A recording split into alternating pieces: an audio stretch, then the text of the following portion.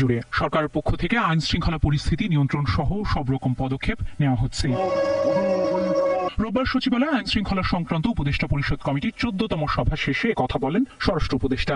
জানান 24 সেপ্টেম্বর থেকে আইন শৃঙ্খলা বাহিনী মাঠে থাকবে। নাশকতা চেষ্টাকারীদের বিরুদ্ধে কঠোর ব্যবস্থা নেওয়া হচ্ছে হুঁশিয়ারি স্বরাষ্ট্র উপদেষ্টার। 24 তারিখ থেকে আমাদের আইন শৃঙ্খলা বাহিনী ডিপ্লয় হয়ে গেলে এটা আমাদের একসাথে, বাট এখন আবার শুধু ওনাদের দেখা তা না, বাট এই ভিতরে আমরা এখন ইনস্ট্রাকশন দিয়েছি যে আমাদের যে থানা পুলিশ রয়ে গেছেন, তারপরে র্যাব, বিজিবি, আনসার এরও এখনও পেট্রোলিং করবে, বাট অন গ্রাউন্ড ডিপ্লয় হয়ে যাবে 24 তারিখ। ছোটোখাটো দিয়ে একটা ঘটনা ঘটতেছে না, আমি অস্বীকার করবো না, ঘটতেছে, বাট ঘটার সাথে সাথে আইনানুগ ব্যবস্থা নেওয়া হচ্ছে। এছাড়া ফেব্রুয়ারিতে জাতীয় নির্বাচন শান্তিপূর্ণ উৎসবমুখর পরিবেশ হবে বলেও আশাবাদ জানান স্বরাষ্ট্র উপদেষ্টা।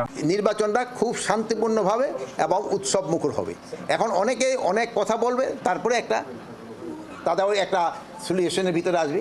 আর ওই নির্বাচন যে সময় আসে, আপনি দেখবেন যে ইভেন ইউনিয়ন পরিষদের যে সময় নির্বাচন উপর, সেই সময় ছোটোখাটো দিয়ে একটা ঘটনা ঘটে, বাট আমরা চেষ্টা করতেছি যেন এই ছোটখাটো ঘটনাগুলি নির্বাচনে তৃণমূলে ছোটখাটো নাশকতার চেষ্টা থাকে, সেই চেষ্টাও প্রতিহত করা হয়।